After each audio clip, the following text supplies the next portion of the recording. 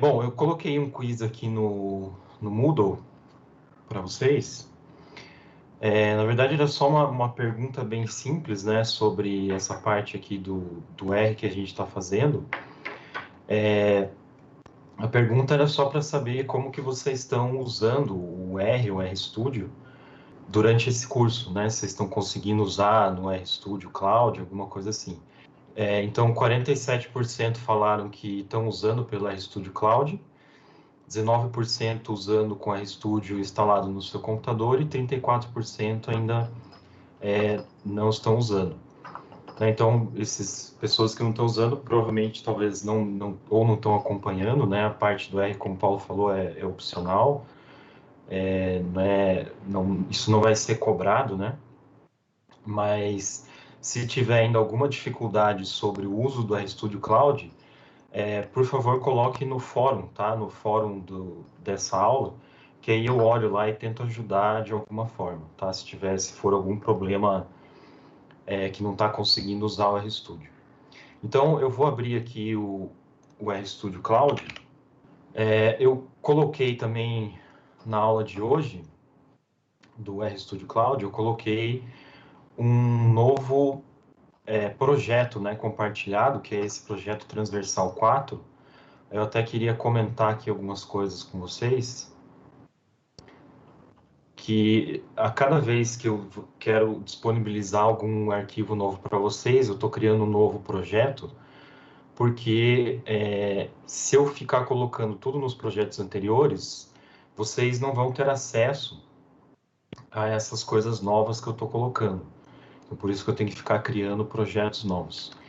Aí, o seguinte, só para a gente relembrar, só um detalhe sobre esses arquivos, então, se vocês olharem aqui na parte inferior direita, tá? Assim como na aula passada, eu vou fechar essa janela aqui do RStudio Cloud, tá? Clicando nesse botão que está aqui, porque essa parte aqui toda, na verdade, ela é da página do RStudio, tá? Não tem nada a ver com o RStudio em si.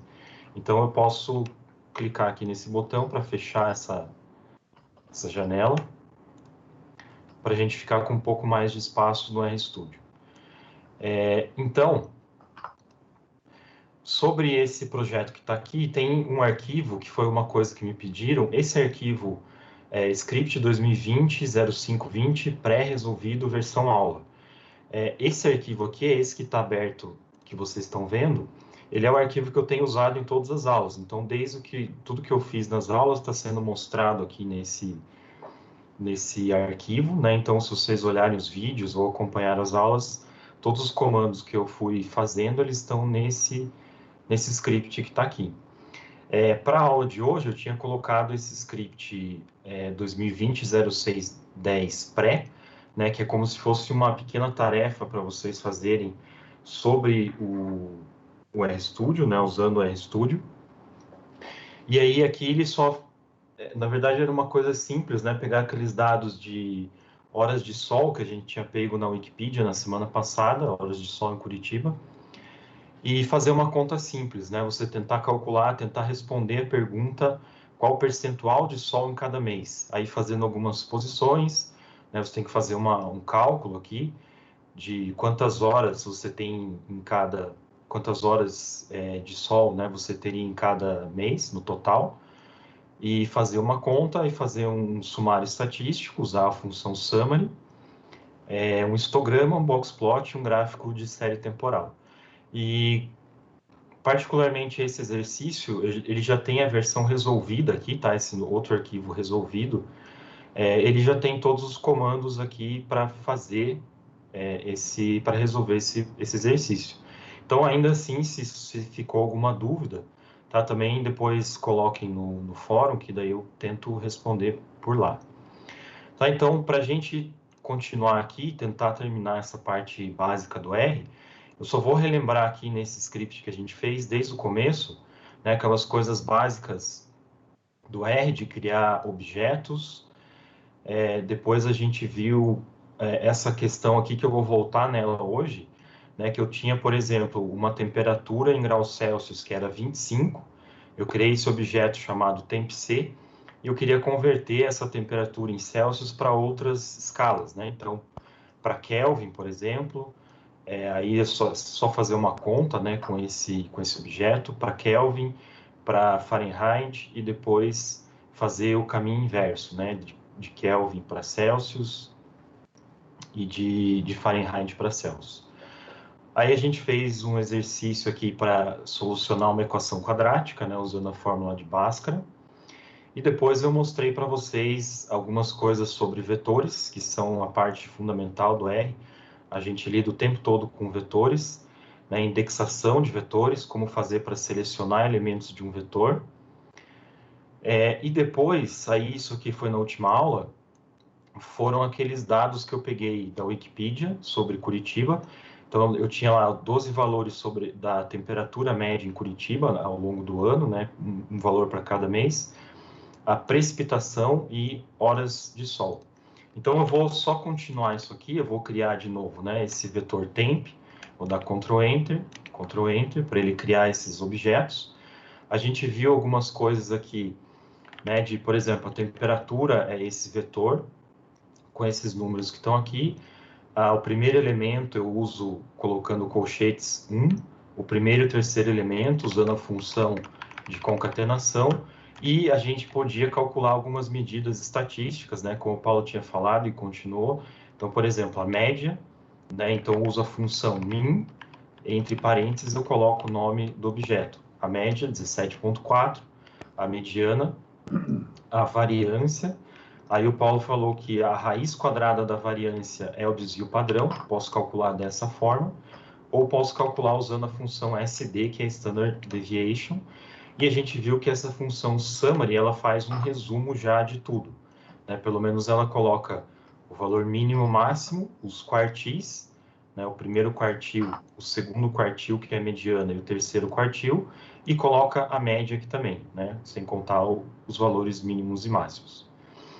Aí a gente viu também que eu poderia colocar essas três variáveis, a princípio elas são três vetores independentes que eu criei no R, mas eu posso colocar todas elas em uma única tabela, né? Como se fosse, fazendo uma analogia, como se fosse uma tabela, uma planilha de dados do Excel, por exemplo. No R a gente chama de data frame.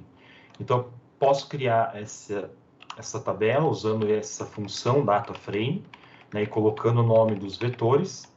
Então, se a gente olhar o que é isso aqui, ele vai ser como se fosse a nossa planilha, né? Tem 12 linhas, 3 colunas, cada coluna com a sua variável.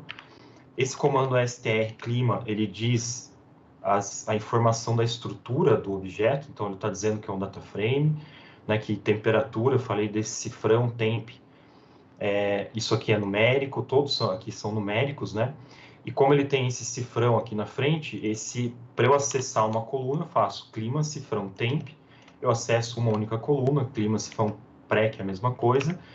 E agora a vantagem disso é que eu posso fazer summary desse objeto, dessa tabela única, que ele vai me dar um sumário estatístico já das três variáveis, né? Eu não preciso fazer uma linha de summary para cada coluna que eu tenho no meu data frame.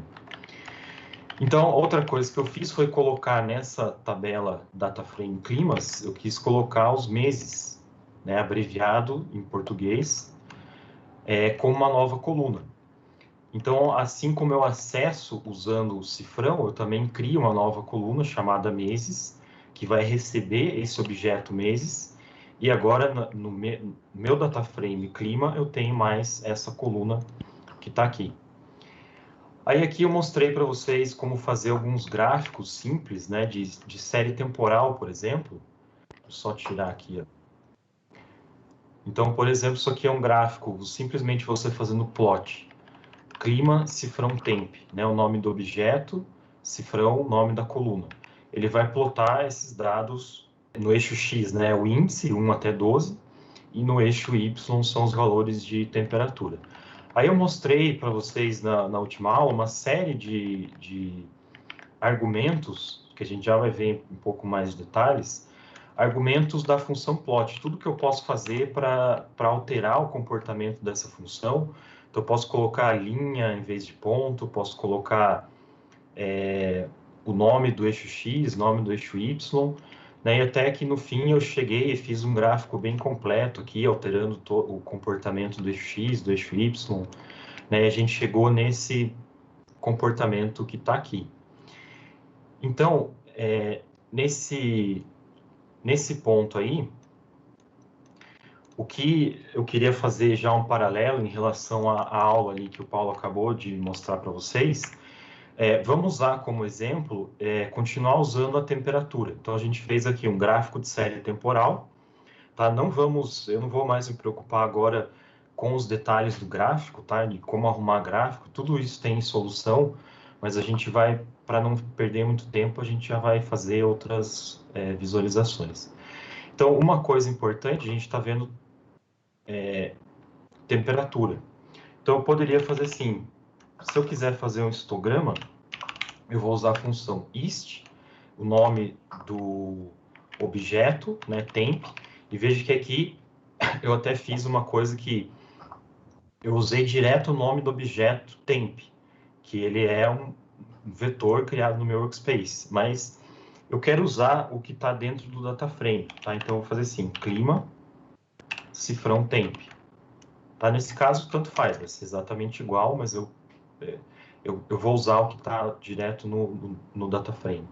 Então, você vê que só com o comando ele já me gerou um histograma. Então, você consegue olhar todas aquelas coisas que o Paulo falou, em termos de dispersão dos dados, se é simétrico ou assimétrico, né? Esse dado tem até um comportamento diferente, ele não é assimétrico, né?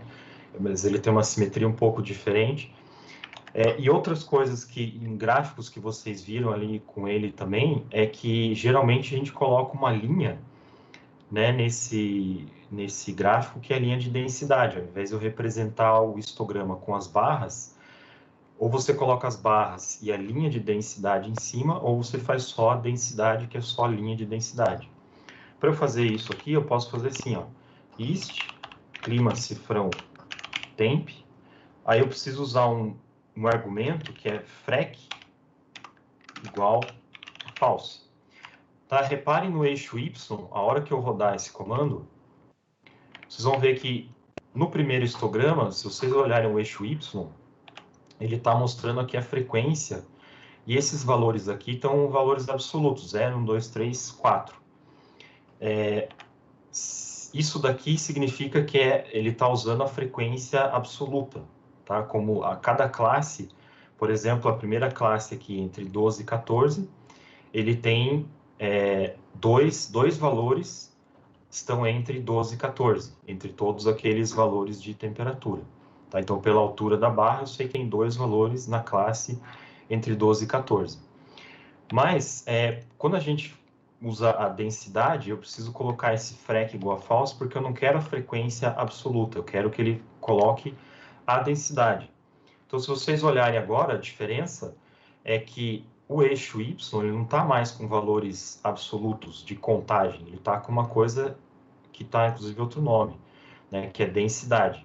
Isso aqui é densidade de frequência. Essa densidade de frequência, ela precisa ser calculada, tá? Ela não te dá direto o valor, mas ela justamente é proporcional, né, frequência absoluta ou frequência relativa. Mas por que a gente usa a densidade? Porque no histograma, essas barras todas que estão coladas aqui, o Paulo falou que elas precisam ser grudadas umas nas outras, é porque elas dão a ideia de área. Então, cada retângulo desse daqui, tá, que representa cada classe, eles têm uma área específica. E para a gente, que vai ser importante logo em seguida, quando a gente for falar em probabilidade, é interessante que essas áreas todas, somadas, a área feche em 1.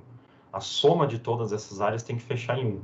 Tá? Por quê? A gente vai querer calcular probabilidades. E aí, se a área total desses retângulos que estão aqui fecha em 1, a gente sabe que a probabilidade varia entre 0 e 1, então eu vou conseguir calcular probabilidades de áreas relativas a esse gráfico que está aqui. Tá? Mas isso é um detalhe que o Paulo vai comentar com vocês mais para frente, como chegar nesse ponto. É só para mostrar que a densidade, agora o que eu posso fazer é fazer o seguinte. eu vou usar a função lines, e dentro da função lines, eu vou usar a outra função que se chama density, clima, cifrão, temp. E se eu fizer isso, ó, vocês vão ver que ele colocou já por cima desse gráfico do histograma, ele colocou a linha que seria a linha de densidade. Tá? Então, a densidade, quando a gente vê essa linha, ela sempre vai estar nessa escala de densidade em relação às classes, tá? do histograma. Então, é dessa forma que a gente colocaria essa linha. Uma outra coisa interessante que o Paulo falou foi o boxplot. Tá? Veja como é fácil, só vou usar a função boxplot, clima, cifrão, temp. E aí ele vai fazer já direto o boxplot que o Paulo mostrou lá para vocês. Eu vou usar aqui um outro argumento, vou colocar vírgula, horizontal, igual a true. Só para ele ficar na horizontal. Geralmente, quando tem um boxplot só, a gente coloca na horizontal, que faz mais sentido ver esse boxplot como se fosse, né, dando uma ideia do histograma. Inclusive, o que a gente pode fazer para vocês verem a relação que tem entre um histograma e o boxplot, eu posso fazer assim. Vou voltar de novo a fazer ist, clima, cifrão, temp. Isso aqui eu estou fazendo só o histograma. Agora eu quero fazer um boxplot, eu vou copiar só essa linha. Eu quero fazer um boxplot, mas eu quero que um apareça em cima do outro. Eu quero que o histograma fique em cima e o boxplot fique embaixo. Então, o que eu vou fazer? Para isso, no R, são dois gráficos diferentes, ist e boxplot.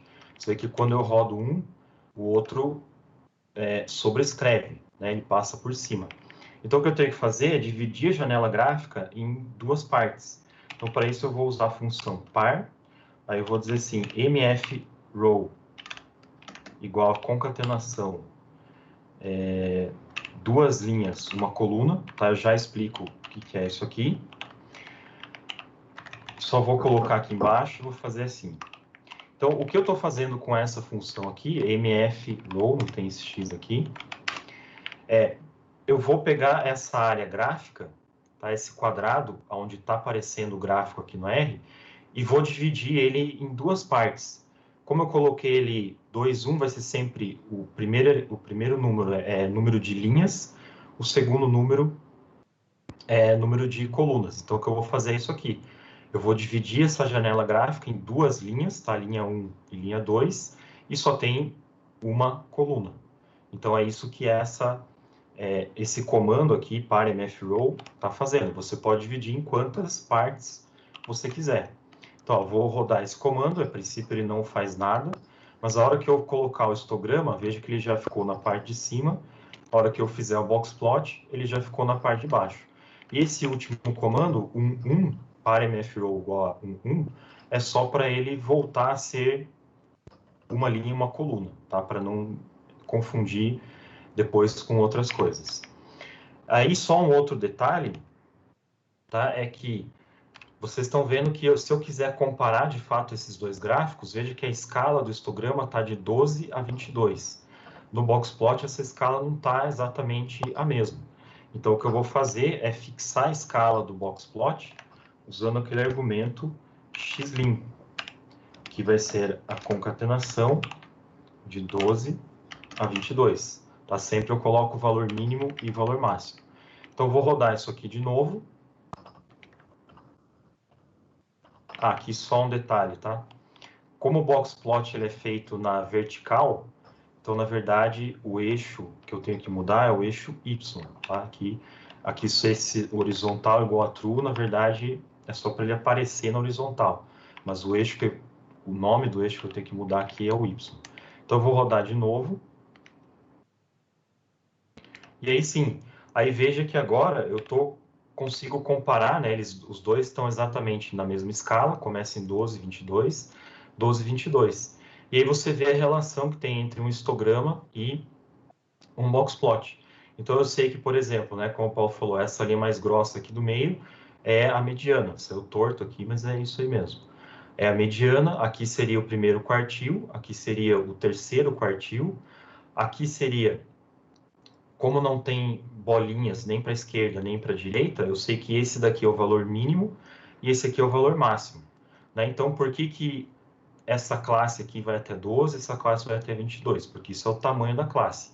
Dentro dessa classe tem, como a gente viu, 2 valores. Né? E dentro dessa classe, por mais que não vá até 22, tem também aqui, acho que são 3 ou 4 valores nessa classe aqui.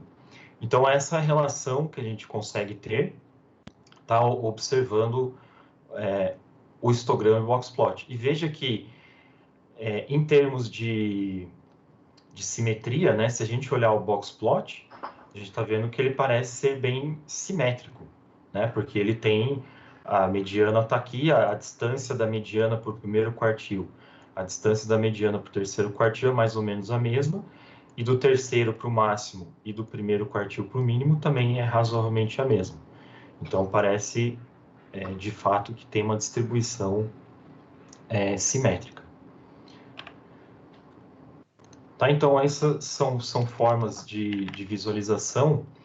Uma outra coisa interessante que, inclusive, muitos de vocês perguntaram, tá? Eu vou só copiar de novo esse comando do boxplot, mas vamos supor que eu queira colocar a média. Vou fazer só o boxplot aqui, tá?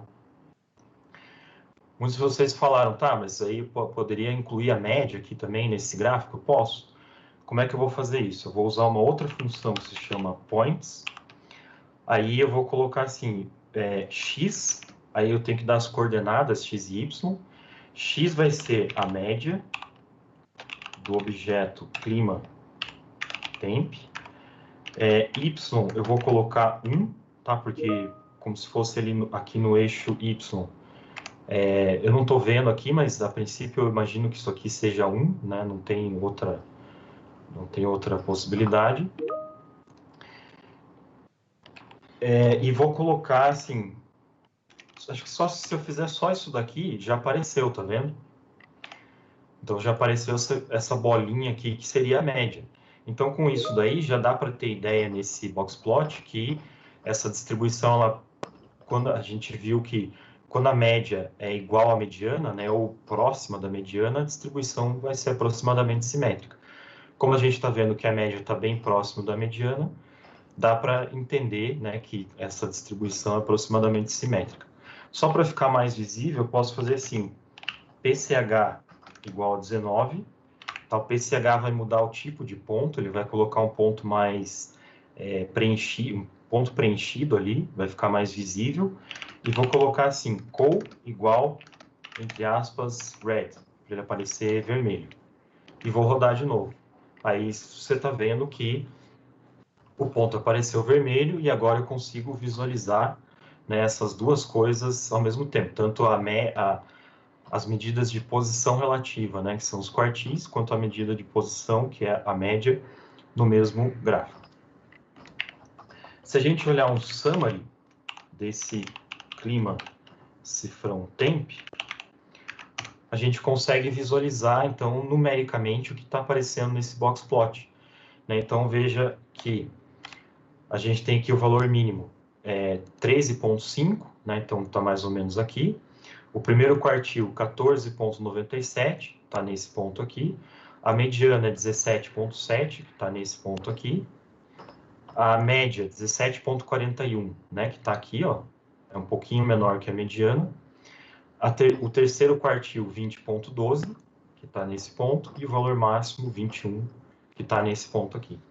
Então, olhando o summary do objeto, né, a gente já tem ideia da distribuição do dado.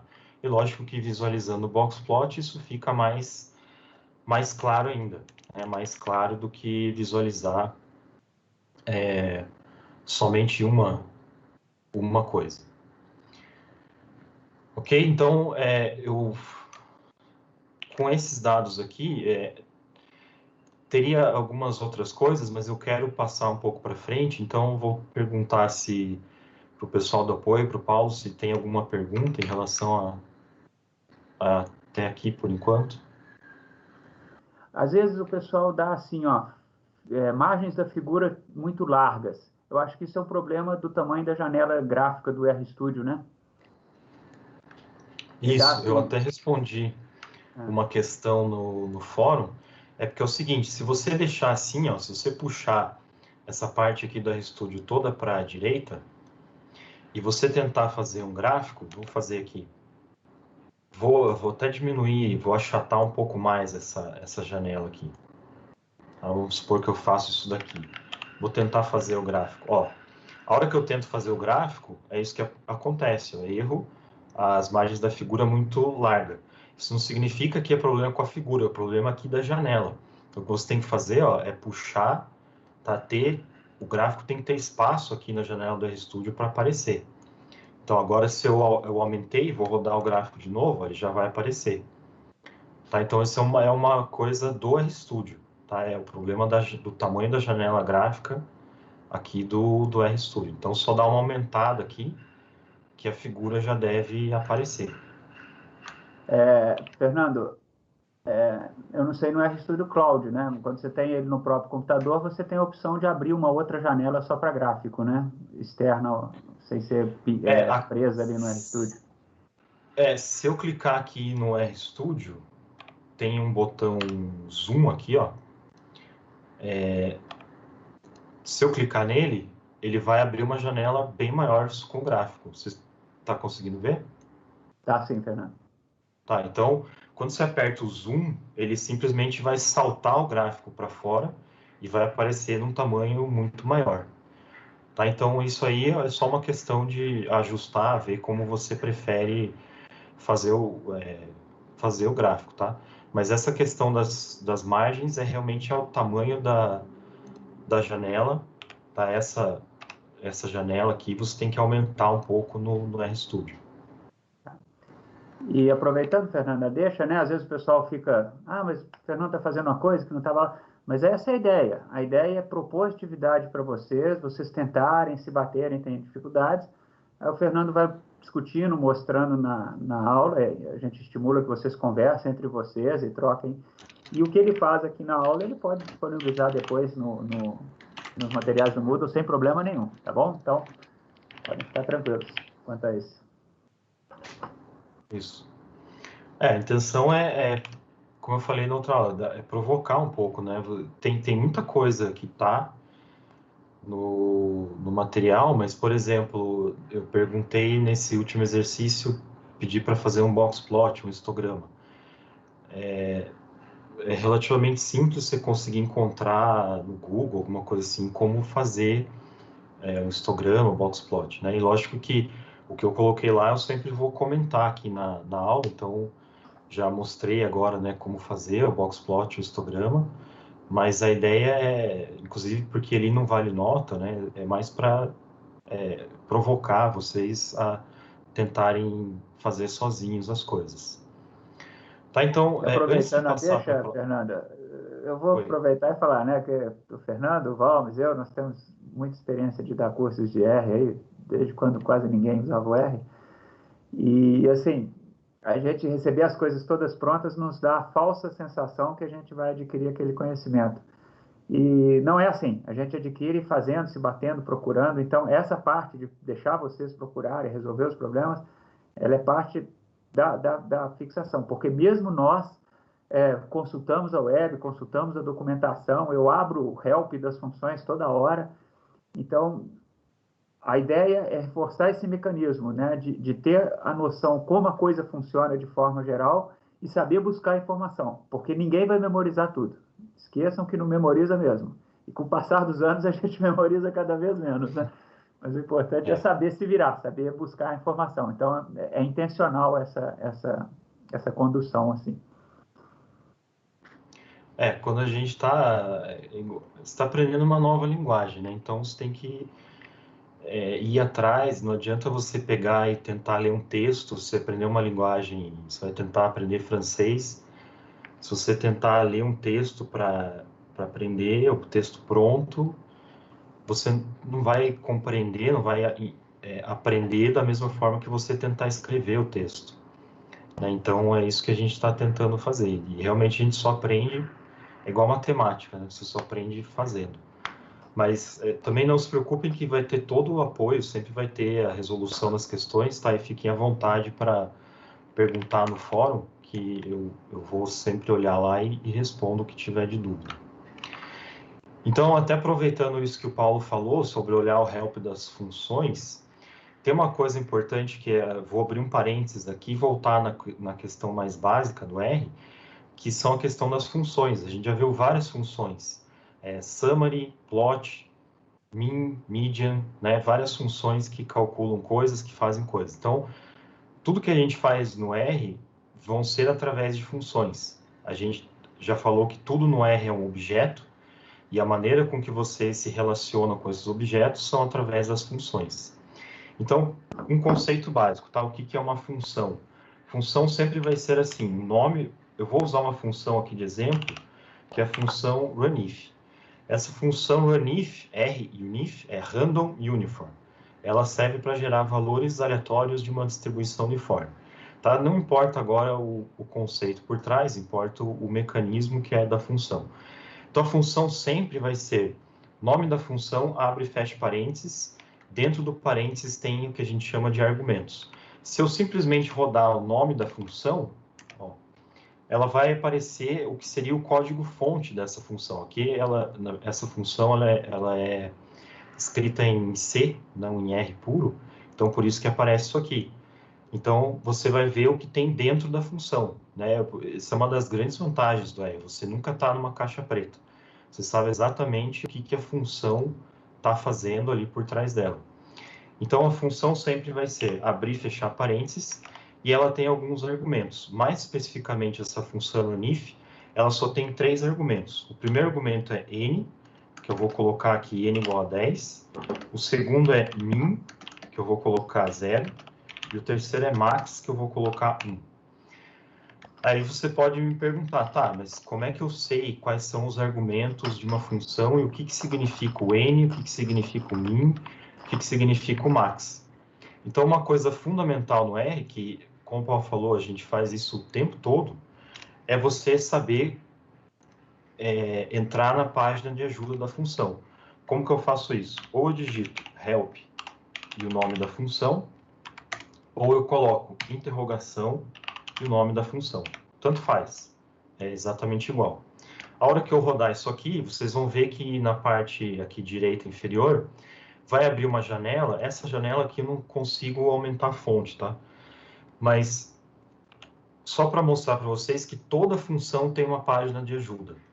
E nessa página de ajuda, ela sempre vai ter, ela vai dizer assim, como que a função funciona. Nesse caso aqui, aparecem 4 funções, porque essa função runIf, que está aqui, ela faz parte de uma família de funções que é da distribuição uniforme, tá? Então, mas isso não tem importância. O que importa é que você sempre vai ver quais são os argumentos dessa função e o que significa, tá mais para baixo aqui, vai dizer o que cada argumento é, o que ele precisa, tá? Tem detalhes da função, toda função tem isso aqui, detalhes de como ela funciona, tem referências de onde ela foi tirada ou foi criada, e sempre vai ter uma seção com exemplos. Então, na dúvida, entra na página de ajuda e consulta o que ela está fazendo. Essa função especificamente, o que ela está dizendo? Que a função runIf tem 3 argumentos. O n, tá? E eu vou, só para ficar... Como eu acho que vocês não estão vendo, por causa do tamanho da fonte, ele está escrito assim, n, sem nada, min igual a 0 e max igual a 1. Então, esses são os 3 argumentos dessa função runIf. E se vocês repararem, tem o seguinte, o n, ele não é igual a nenhum número. O min, ele é igual a 0. O max, ele é igual a 1. Isso significa que esses argumentos, o min e o max, já são definidos por padrão. Ou seja, eu não preciso dizer qual é o valor mínimo e qual é o valor máximo. Né? No contexto dessa função, o que é isso aqui? Eu quero gerar n valores aleatórios da distribuição uniforme entre o valor mínimo 0 e o valor máximo 1. É isso que a função vai fazer. Se eu não especificar nada, se eu simplesmente fizer assim, runIf, e vou colocar n igual a 10. O que a função vai fazer? Ela vai funcionar e ela vai me gerar 10 valores aleatórios, tá? Entre 0 e 1. É lógico que, como são aleatórios, né, cada vez que eu rodar aqui vão aparecer valores diferentes, tá? Mas isso agora não é o importante. Mas eu não preciso dizer qual é o valor mínimo e qual é o valor máximo, porque essa função específica já tem como padrão min igual a 0 e max igual a 1. Eu poderia fazer assim também, ó, runIf, como eu já fiz ali em várias funções, runIf 10, sem especificar que o n é igual a 10. Por quê? Ele sabe que na primeira posição dessa função, a primeira posição se refere ao argumento n. Então, se eu rodar, ela vai funcionar. Se eu não especifico o nome do argumento, aí o R vai olhar a posição que ele está nessa função. Então, as duas coisas importam. Ou você especifica o argumento pelo nome, ou você especifica o argumento na posição que ele está definido na função. Então, nesse caso aqui, eu coloquei essas duas coisas são exatamente iguais, tá? E como o 10 está na primeira posição, ele sabe que isso daqui é o n. Mas eu poderia fazer assim, ó.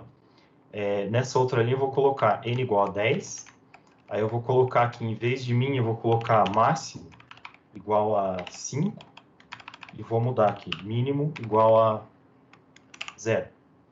Então, isso aqui vai funcionar também. Ele vai me gerar 10 valores entre 5 e 0.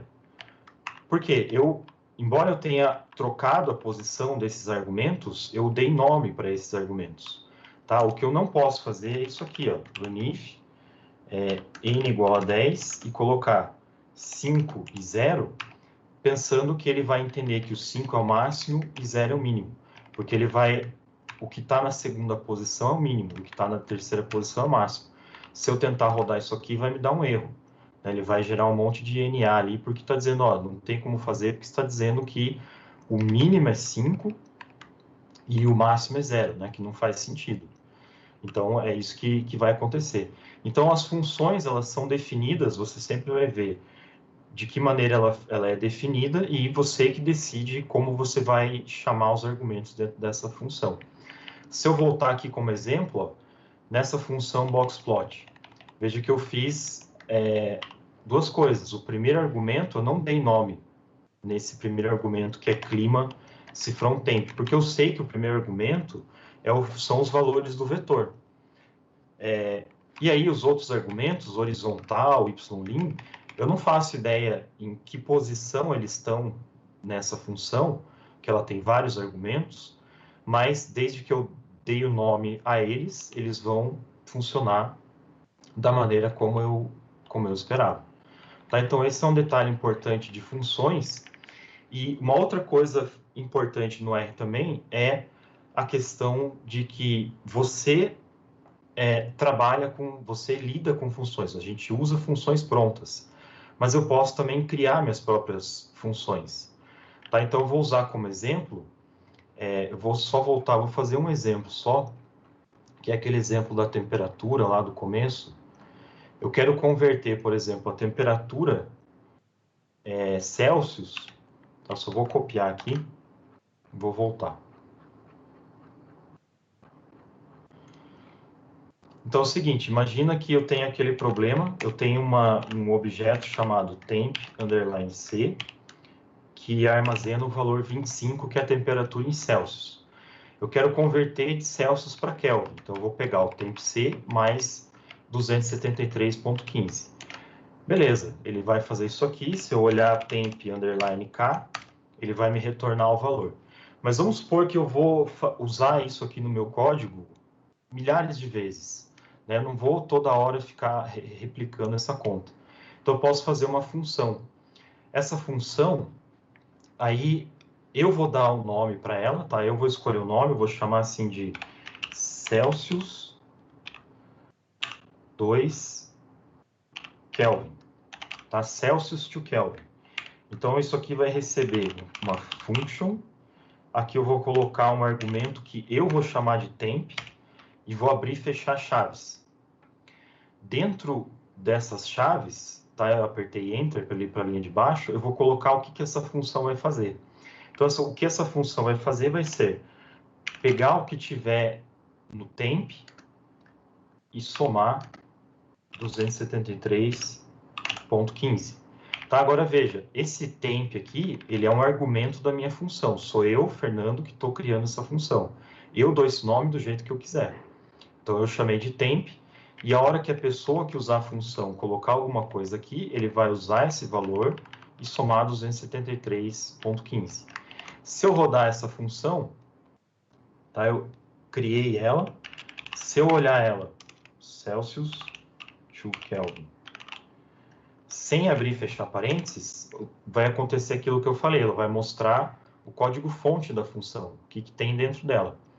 Se eu quiser fazer alguma coisa, obviamente eu vou colocar abre e fecha parênteses e vou dizer que o tempo que eu quero converter é igual a 25. E aí ele vai me retornar o resultado. Né? Poderia fazer isso daqui também, sem, como só tem um argumento, né? Ele está na primeira posição, Celsius to Kelvin 25, ele vai me dar o outro resultado. Qual que é a vantagem? Agora eu posso colocar qualquer valor aqui, ó. 30, ele vai me dar o resultado. Se eu colocar 0, ele vai me dar o resultado. Então, essa minha operação, e isso é uma coisa que torna o R muito poderoso, é que você deixa de ser um usuário de funções e passa a ser um programador de funções muito rápido. Né? Rapidamente você cria suas próprias funções. Muitas vezes você tem uma rotina grande para fazer uma série de cálculos, então você pode colocar isso dentro de uma função e depois você simplesmente chama a sua função para executar os cálculos que você quiser.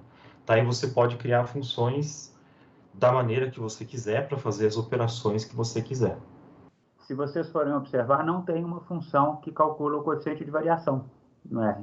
Isso. Mas vocês podem escrever a função que calcula o coeficiente de variação se isso for uma coisa que vocês vão fazer muito rotineiramente, né? Então, tem a fórmula do coeficiente de variação, não tem, o que não tem, vocês fazem.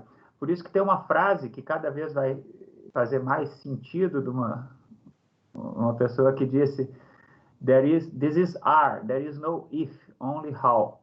Né? Quer dizer, não é questão se o R faz ou não faz aquilo, né? Porque ela é uma linguagem, e assim como outras linguagens, a questão não é se faz ou não, mas a questão é como fazer, né?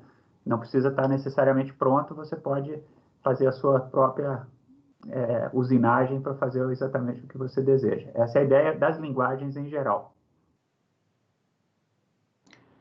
E é por isso que o R tem tantos pacotes adicionais. Né? O R, quando você instala o R, ele vem com um monte de funções. Mas se não tem uma função que já vem instalado nele, você pode procurar na página do R, que tem lá, hoje tem mais de 10 mil pacotes. Por que tem? Porque as pessoas criam as funções e disponibilizam nesses pacotes. E é muito fácil criar funções e colocar no pacote e disponibilizar para qualquer pessoa. Então, essa é uma das grandes vantagens do R, né? Você consegue, se não tem, ele já não faz, você consegue fazer o que você precisa, né? Através dessas funções. Então, feito isso, eu fecho o parênteses aqui dessa parte mais conceitual do R, e aí eu vou mostrar finalmente para vocês como importar uma tabela de dados do Excel. Então eu vou fazer o seguinte, eu vou aqui no meu navegador de arquivos e vou abrir um arquivo do Excel, pybgapminder.xlsx. Então o meu não é Excel, é LibreOffice, porque a gente está no Linux. Então isso daqui, veja, é uma planilha do Excel simples, né, com aqueles dados do Gapminder, que vocês já viram, que o Paulo comentou. Então eu tenho aqui 2, 3, 4, 5, 6 colunas, país, ano, população, continente, expectativa de vida e PIB per capita. Tenho 6 colunas e tenho 1.704 linhas, né? 1.705 contando com o cabeçalho. Então, essa é a planilha do Excel, que a maioria das pessoas está acostumada a trabalhar, né? Tem os seus dados dessa forma. Como que eu faço agora para colocar isso daqui dentro do R? Primeira coisa, tá? Quando você vai importar uma planilha para o R, é importante que não tenha mais nada além dos dados, né? A gente, quando usa Excel, às vezes faz um gráfico aqui do lado, uma tabela auxiliar aqui na parte lateral. Você tem que tirar tudo isso aí, deixar só a parte tabular, né? A retangular dos dados, para você conseguir importar sem nenhum problema. Como eu falei também, a gente consegue importar dados direto do Excel, mas aí precisa de um pacote adicional. Não vamos fazer isso agora. Como que eu faria, então, para importar esse dado do Excel sem usar nenhum pacote? A primeira coisa que eu tenho que fazer você vai lá no Excel, tá? No programa que você tiver, eu vou clicar aqui em Arquivo, Salvar Como, tá? Save As. E aí eu vou deixar ali, o nome do arquivo é o mesmo, só que aqui, ó, lógico que cada programa Excel é diferente, mas nessa parte aqui, onde eu escolho o tipo de arquivo, você vai escolher, tá? Pode escolher TXT ou CSV. Geralmente a gente prefere o CSV, então eu vou colocar aqui, ó, text CSV, um arquivo .csv, que é Comma Separated Values. Então eu vou selecionar esse arquivo e vou salvar. Aqui ele só vai pedir para eu sobrepor, porque eu já tinha, tá? Vou dizer que sim. E aí uma coisa importante é que ele sempre, quando você for salvar em CSV, ele vai te fazer essa pergunta. A principal é essa daqui. Qual que é o delimitador de colunas? Se você quer que separe as colunas por vírgula, por ponto e vírgula, por ponto ou por qualquer outra coisa. Então aqui tem vírgula, ponto e vírgula, dois pontos, tab, espaço. Geralmente a gente deixa vírgula ou ponto e vírgula. Nesse caso, se vocês olharem os valores que eu tenho aqui numéricos, eles estão separados, o decimal está separado por ponto, né? Então aqui, por exemplo, um valor aqui atrás, ó, é 28.801, não é 28, tá? Porque meu sistema está em inglês. Se tiver em português, provavelmente vai ser 28,801. Então, se o separador de decimal é vírgula, você vai escolher como separador de colunas o ponto e vírgula, né? Para não confundir. Como no meu aqui o separador de decimal é ponto, eu vou deixar ele como o separador de colunas a vírgula. Tá? Então, no Excel também ele vai fazer essa pergunta, eu escolho ali o que eu quero e dou OK. Aí ele salvou esse arquivo, tá? E se eu olhar agora, eu tenho um arquivo aqui, pipgapminder.csv. Ó, inclusive, ele é um arquivo que, como ele é um arquivo de texto, você pode abrir esse arquivo CSV até num bloco de notas. E você vê que o arquivo está assim, ó, cada coluna está separada por vírgula. Tá? Inclusive, aqui estão os nomes, né, das colunas, e cada linha aqui está separado, cada coluna separada por vírgula. E, obviamente, você pode abrir isso aqui também no Excel, o CSV, eu vou colocar aqui para abrir com o LibreOffice, e ele sempre vai fazer essa pergunta aqui também. Né, qual que é o separador de colunas, se é vírgula, se é ponto e vírgula, espaço. Então aqui eu vou deixar marcado que o meu separador de coluna é vírgula, né, e vou dar um OK, e aí ele vai abrir o arquivo CSV. É exatamente a mesma coisa, só que não é um arquivo binário do Excel, é um arquivo de texto, né, separado por vírgula, que você pode abrir em qualquer editor de texto. Então, é esse arquivo de texto, CSV, que a gente vai conseguir importar para o R. Então, aqui só um detalhe. Esse arquivo CSV, ele está no meu computador. Eu tenho que passar esse arquivo para o RStudio, mais especificamente para o RStudio Cloud. Como que eu vou fazer isso? Eu vou vir aqui no... Aqui nessa aba Files, tá aqui em cima, e aí vou clicar nesse botão Upload. Então, se eu clicar aqui no Upload, ele vai dizer aonde que você vai buscar o arquivo, né? Então, eu vou escolher o arquivo aqui no meu diretório, onde ele está no meu computador. Aqui. Então, o arquivo CSV está aqui, eu seleciono ele, dou OK, e ele vai carregar esse arquivo CSV aqui para o RStudio Cloud. Então, veja que esse pipgapminder.csv está aqui. Então, se ele está no mesmo diretório que os meus scripts todos, eu posso agora importar esse arquivo para o R. Tá? Então, eu vou fazer assim. Vou só para separar aqui, vou colocar importação. Aí eu vou colocar assim, eu vou dar um nome que eu vou chamar de dados, né, um nome bem criativo. Dados vai ser, vou usar a função read.table. Aí a primeira coisa, primeiro argumento dessa função é o nome do arquivo, então eu vou colocar ele completo, ó, pybgapminder.csv, só que eu vou colocar alguns outros argumentos aqui para que isso funcione de maneira adequada. O primeiro deles é o header igual a true. Né? Por quê? O header é o cabeçalho. Estou dizendo que a primeira linha desse arquivo é um cabeçalho, são os nomes das colunas. Outro argumento que eu vou colocar é o CEP, e eu vou colocar ele entre aspas, vírgula. Esse aqui é o separador de colunas, que eu defini que era vírgula. E o outro, só para ficar claro, é o DEC, entre aspas, eu vou colocar ponto. Então, isso aqui está dizendo, importe o arquivo CSV, a primeira linha é um cabeçalho, header igual a true, o separador de colunas é vírgula e o separador de decimal dos números é ponto. Então, se eu rodar isso aqui, agora, como é que eu faço para saber? Né, veja que uma coisa que, quando a gente sai lá do Excel, está acostumado a ver o dado, se eu digitar dados aqui, posso fazer isso. Mas o que vai acontecer? Ó? Ele vai imprimir na tela um monte de linha e um monte de coluna. Né? Isso aqui não é viável a gente ficar olhando para o dado. Né? Inclusive, ele chega num ponto que ele para. Essa base de dados tem 1.704 linhas. Ele parou na 166 e falou, ó, parei aqui porque não faz sentido ficar imprimindo na tela.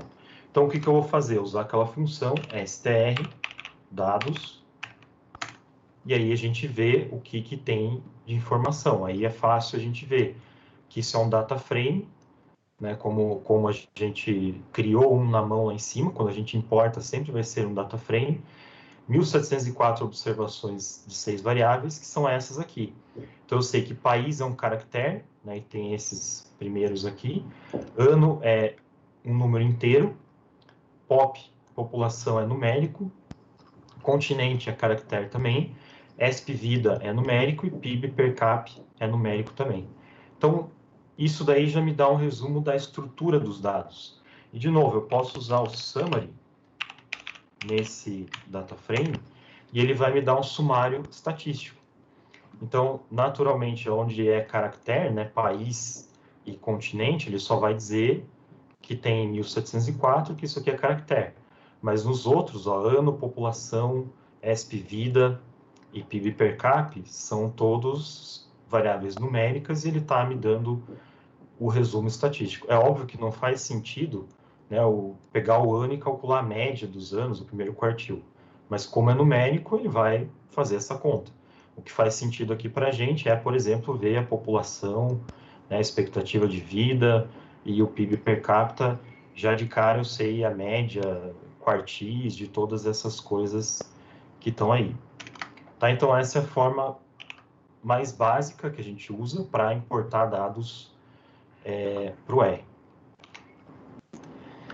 Então, por exemplo, eu posso querer saber, eu estou vendo que tem 1.700 linhas, tem países, tem vários países ali, ano, eu não sei ainda que países tem, que anos tem ali, né, porque eu não consigo ver essa tabela. Então, uma função que a gente usa para tentar descobrir essas coisas é a função unique. Então, se eu fizer unique, dados, cifrão, país, ele vai me retornar só os nomes únicos, né, porque eu posso ter várias repetições do mesmo nome, só os nomes únicos dos países. E aí, de novo, me parecem bastante coisas aqui, né? Então, desde o primeiro aqui, ó, Afeganistão, Albânia, Algéria, até o final, Zimbábue. Então, aqui dá para ver que são 142 países diferentes que tem. Mas vamos supor que isso aqui fosse 1.000, 1 milhão, não vou ficar olhando na tela também. Então, o que eu vou fazer? Eu vou ver assim, length de unique, dados, país. E aí ele vai me dizer qual que é o comprimento desse vetor, que é 142. Então, eu sei que eu tenho 142 países diferentes, e eu posso copiar isso aqui, por exemplo, em vez de país, colocar ano. Então, quantos anos eu tenho? Quais são os anos que eu tenho? Então, esse unique vai me dizer, ó, que eu tenho ano 52, 57 até 2007, e o length vai me dizer que eu tenho 12 anos diferentes. Então, eu sei que isso aí são dados de 142 países em 12 anos diferentes. Uma outra coisa legal também, tá? Eu só vou copiar aqui e vamos colocar vamos ver o continente. Aí eu vejo que os continentes, né? Eu tenho os 5 continentes, Ásia, Europa, África, Américas e Oceania. Mas vamos supor assim, eu quero saber quantas vezes cada continente aparece nessa base de dados. Aí tem uma outra função que se chama table. Então, se eu fizer table, dados cifrão, continente, ele já vai me dar um resumo, né, a contagem de quantos vezes aparece cada continente. Então, eu sei que, ó, África 624, Américas 300, tá, até Oceania 24. Então, eu sei que esse é o número de informações que eu tenho para cada continente. E veja como é fácil fazer outra coisa. Eu posso fazer assim, ó, um bar plot, que é um gráfico de barras, dessa tabela. Table, dados, continente. Se eu rodar isso aqui, já de cara, ó, eu tenho um gráfico de barras, né, que são variáveis qualitativas nominais. Eu tenho esse gráfico de barras que já me diz a quantidade de informação de vezes que aparece cada país ali nesse conjunto de dados. Tá? Então veja que são coisas rápidas que você consegue fazer aí no R usando poucos comandos. Então vamos supor o seguinte, eu quero olhar mais especificamente agora para a variável expectativa de vida. Então eu quero fazer um box plot para cada continente da expectativa de vida. Então eu vou usar de novo, né, a função boxplot. E aí tem uma forma da gente especificar algumas coisas no R dentro de algumas funções que a gente chama de formato de fórmula, tá? Que você sempre vai passar assim, y, tá? Eu vou escrever aqui y em função de x, y tio x, e vai dizer da onde que vem esses dados. Então data igual a dados. Nesse caso, eu quero fazer um boxplot da expectativa de vida, então a minha variável y é exp, vida, e x é em função do quê? Nesse caso, são categorias. Eu vou colocar aqui continente. Na função boxplot, ele já sabe que é para fazer um boxplot de expectativa de vida para cada continente. Então, se eu rodar isso aqui, ó, com um comando só, eu tenho os 5 boxplots da expectativa de vida para cada continente. E, de novo, né, como o Paulo falou, boxplots que tem os outliers, entre aspas, os valores extremos aqui e aqui. Então, só de olhar para isso aqui, eu já consigo comparar, né, dizer, por exemplo, qual que é o continente que tem a expectativa de vida maior em termos de mediana, né? Dá para ver direto que é a Oceania, Europa, a África está bem abaixo. E aqueles outros detalhes, inclusive, que o Paulo mostrou do boxplot, 2 detalhes, eu posso colocar aqui, ó. Um deles é o not igual a true, e o outro é var with igual a true. Vocês vão ver que eles vai mudar uma coisa que o Paulo mostrou também, né, que é o var width aqui, essa opção, ela vai fazer com que a largura de cada caixa seja proporcional à quantidade de informações. Então a gente viu que Oceania só tinha 24, então a largura desse boxplot está bem menor do que o da África, por exemplo, que tem 624. Né? E esse not significa fazer essas entradas aqui no boxplot, né, que você consegue usar para comparar um boxplot com o outro.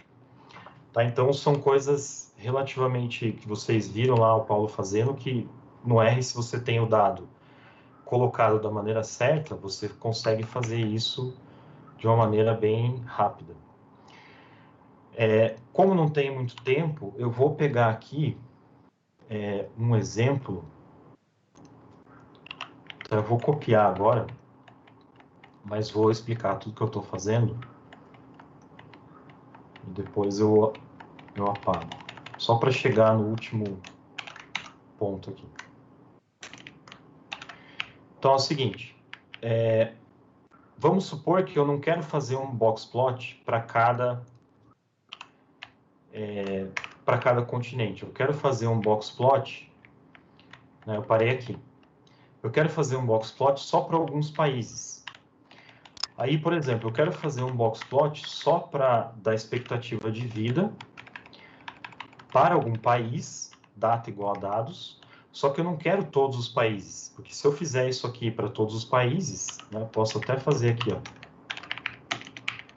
Se eu fizer um box plot para todos os países, como eu tenho 142, vai ficar impossível, né, visualizar isso daqui, 142 box plots. Mas eu quero ver esse box plot só para esses 4 países que estão aqui, Argentina, Brasil, Paraguai e Uruguai. Aí o que eu vou fazer? Dentro da função boxplot, eu coloco um argumento subset, aí eu falo que isso aqui é país, uso esse operador in, tá? Que é como se fosse todo mundo que está dentro desse conjunto, que é Argentina, Brasil, Paraguai, Uruguai. Então, se eu rodar isso aqui, eu tenho um boxplot da expectativa de vida para cada um desses 4 países aí que eu especifiquei. Tá? Uma outra coisa que, na verdade, é mais interessante quando você decide assim, não, eu só vou trabalhar com esses 4 países. Então, o que você pode fazer é um subset dos dados, para você não ficar trabalhando nessa base de dados que tem todos os 142 países, você pode criar um outro objeto que seja um subset, né? Um subconjunto desse objeto maior, que tenha só os dados que você vai trabalhar. Então, aqui eu criei um vetor chamado países, que é Argentina, Brasil, Paraguai e Uruguai, e aqui eu faço um subset.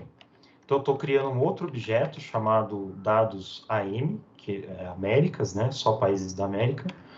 Vai ser um subset do objeto dados, que é o completo, aonde a coluna país tem esses elementos que está nesse objeto países. Então, ó, se eu rodar isso aqui e olhar o str, olha a diferença. Agora eu tenho um data frame que tem 48 observações das mesmas 6 variáveis. Ao invés de eu ter as 1.704 observações, eu tenho só 48, que são as observações desses 4 países que estão aí. Tá? E aí agora eu não preciso mais ficar fazendo subsets em cada função que eu usar, como essa daqui, por exemplo. Basta que no lugar de dados eu use dados AM. Então, esse boxplot aqui, tá? Se eu rodar ele agora com dados AM, ele vai me dar exatamente o mesmo, ele quase nem mudou ali, porque é exatamente o mesmo. Tá? Então, é uma forma de você trabalhar, que é muito comum a gente fazer subset dos dados e trabalhar nesse subconjunto. Tá? E só para terminar, tá? Talvez eu me estenda só uns 5 minutos a mais, mas para a gente realmente terminar essa parte, como é que eu poderia fazer, pensar num histograma? Né? Que eu fiz os box plots, seria o mais adequado, inclusive, para comparar. Mas se eu quiser fazer um histograma da expectativa de vida, né, para cada país.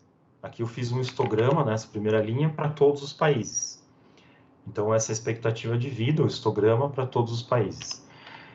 Poderia pensar assim, né, usando o conceito do box plot, usar aquela fórmula ESP vida, tio país, isso aqui não vai funcionar, tá? Porque a função histograma, ela não funciona dessa forma. Então, o que eu teria que fazer? Eu teria que fazer um histograma desse aqui para cada país. Então, eu até coloquei aqui, ó, o modo trabalhoso. Deixa eu tirar aqui. O que eu teria que fazer? Eu teria que pegar aquela coluna ESP vida, desse dados AM, e usar a seleção condicional, que eu falei para vocês que uma hora a gente ia usar. Então, dentro do colchetes, eu estou usando uma expressão condicional. Eu quero os valores de expectativa de vida, mas só onde o país seja igual à Argentina. Então, isso aqui é uma seleção condicional, que eu mostrei lá na primeira aula. E aí, aqui eu coloquei título, main, xlab, ylab, que muda o título. Então, se eu fizer esse histograma, eu vou ter o histograma da expectativa de vida só para a Argentina. Só que eu quero dos 4 países. Aí eu vou ter que fazer a mesma coisa com o Brasil. Vou ter que fazer a seleção condicional do Brasil aqui. E aí vou ter outro gráfico para o Brasil. Fazer a mesma coisa para o Paraguai, A mesma coisa para o Uruguai. Veja que isso aqui é muito código, né? E, de novo, eu vou dividir a janela gráfica usando aquele MFRow, né? Veja que agora eu coloquei 2, 2, eu quero duas linhas e duas colunas, porque são 4 gráficos.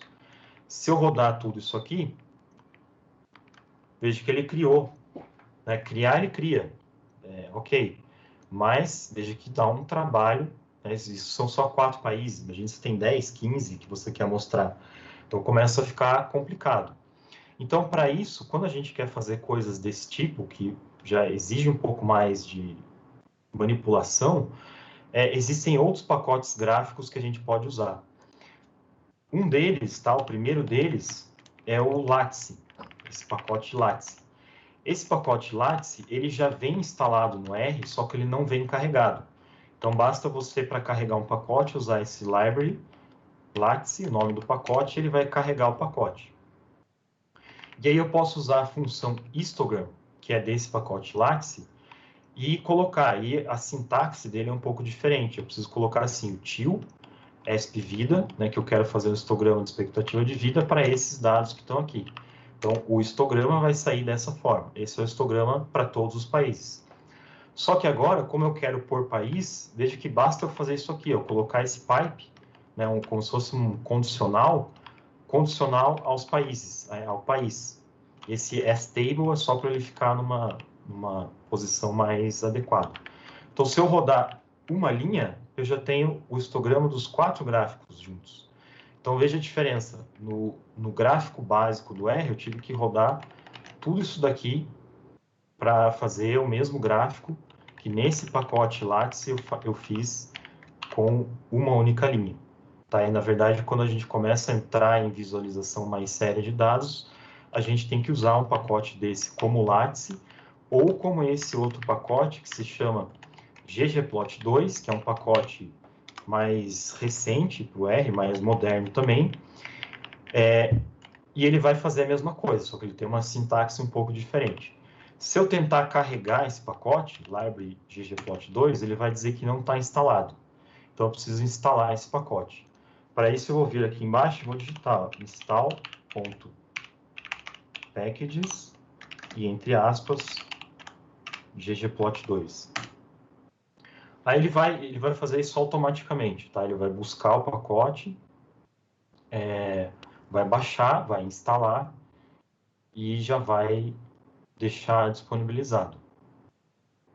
Eu esqueci do detalhe que o ggplot2 ele tem uma série de dependências. Então ele vai instalar, mas parece que está instalando rápido aqui. Tá, é um pacote que ele depende de outros pacotes, então ele instala todo mundo, mas já deu. Aí eu posso simplesmente carregar ele agora e usar as funções dele. Então, aqui eu vou fazer assim, ggplot. Primeira coisa que eu passo é o nome do data frame. Aí eu vou colocar qual que é a variável que eu quero fazer o gráfico, espvida, e eu vou somar. Veja que essa sintaxe é bem diferente do que a gente está acostumado até então. Eu vou somar uma outra função, que nesse caso é o histograma, geom, né, de geometry, histogram bins igual a 10, né, para ele criar 10 classes. Se eu rodar só isso aqui, veja que ele cria o histograma, ele tem uma outra cara, né, vai ter uma cara mais moderna, tem cor e tudo mais. E para eu fazer para cada país, basta, de novo, eu somei, né, como se fossem camadas. No ggplot você vai somando camadas, ele vai alterando o gráfico. Então eu somo de novo mais uma opção que é esse facet wrap país, que ele vai dividir para cada país. Então ele fez a mesma coisa ali que o Lattice fez. Então isso aqui é só para mostrar, tá, que o gráfico você pode fazer no R padrão, sistema gráfico padrão, com plot, ist, etc. Mas quando precisa de coisas mais elaboradas, é mais interessante usar ou o pacote Lattice ou o pacote ggplot2, que hoje é talvez o mais utilizado por ser mais moderno e tudo mais, mas os dois funcionam, só que o detalhe é que eles têm uma sintaxe um pouco diferente. Né? E a mesma coisa vale aqui para a gente. Eu só uso o pacote Lattice, eu não sei todas todas as formas de como ele funciona. O tempo todo eu entro na página de ajuda da função para me lembrar como é que funciona. Então, isso é uma coisa natural, tá? Normal que a gente não sabe tudo, sempre está olhando, procurando no Google, inclusive, para fazer essas coisas, tá? Mas o importante é lembrar das ideias, né, da linguagem que funciona dessa forma. Então, A Aline perguntou se dá para colocar 2 países em um único gráfico diferenciado por cores. Tem que ver qual gráfico, né? Porque se for um histograma, sobrepor 2 histogramas é difícil, mas sobrepor 2 linhas de densidade é mais fácil, né? Não é uma boa tem ideia até... sobrepor histogramas. Eu não sei qual gráfico exatamente que a Aline está se referindo, mas é possível sim fazer Sim. sobreposição nos 3 mecanismos gráficos, né? A questão é que tudo é possível. Isso é bom e é ruim, porque o que você pensar dá para fazer no R. Vai depender da sua capacidade de achar ali como fazer, olhar a página de ajuda. Às vezes, procurando no Google, você acha bastante coisa já hoje em dia, né? Uhum. E eu vou deixar um script que tem o script completo, que é esse que eu estava aparecendo aqui, que é a minha cola. Tem um monte de gráficos a mais e tal, que obviamente não ia dar tempo de mostrar tudo isso, mas eu vou daí disponibilizar esse script aqui, que está bem completo. E aí vocês podem dar uma olhada, se tiverem dúvidas, também colocar lá no fórum. Eu vou voltar aqui, porque a Franciele, que está cobrando a resposta, ela fez uma pergunta sobre teste de normalidade, eu respondi lá, não sei se é essa que ela se refere, mas eu vou responder porque é pergunta de interesse geral, né? Teste de normalidade pode fazer, eu não comentei na aula teórica, mas também é questionável se vale a pena ou não, né? A transformação Box-Cox, ela inclui o teste de normalidade, porque se o lambda for 1, você não precisa transformar. Então, é como se ela fizesse 2 serviços. Você fazer o teste de normalidade, você faz assim, se está normalidade, ok. Se não está, o que eu faço? A transformação Box-Cox já fala se precisa ou não e o que eu faço, que é qual a transformação necessária. E as bandas ali daquele intervalo de lambda já resolve a confiança. Então, por isso que eu não sou muito de dar ênfase em teste de normalidade, que eu acho que ele tem uma utilidade questionável, porque você tem que apontar o que fazer se não é normal, né? Então, eu espero ter respondido, Franciele, mas se não foi essa pergunta, então aí você encaminha ou aqui ou no coisa, porque essa foi a pergunta que eu consegui recuperar aqui, tá? Eu não sei se tem mais algum comentário, se não, eu quero agradecer a todos, né, pela tarde, e espero que tenha sido uma tarde produtiva. Eu sei que é intenso, eu sei que é difícil, eu sei que toma tempo, eu sei que é cansativo e podem acreditar que não é só para vocês. Para nós seria muito mais fácil fazer as coisas diferentes, não fazer quiz, não fazer prova, não fazer enquete. Para nós seria muito melhor. Mas essas coisas ocorrem por uma razão. E a razão é tentar levar um curso de qualidade para vocês. E as aulas têm apresentações, muitas vezes, que fogem do convencional. Isso também é intencional. Então, essa é a proposta, né? E nós não estamos indiferentes à demanda de tempo e às dificuldades que surgem. E o que a gente acredita é que, à medida que o curso vai andando, as coisas vão se acertando, principalmente se a comunicação é boa.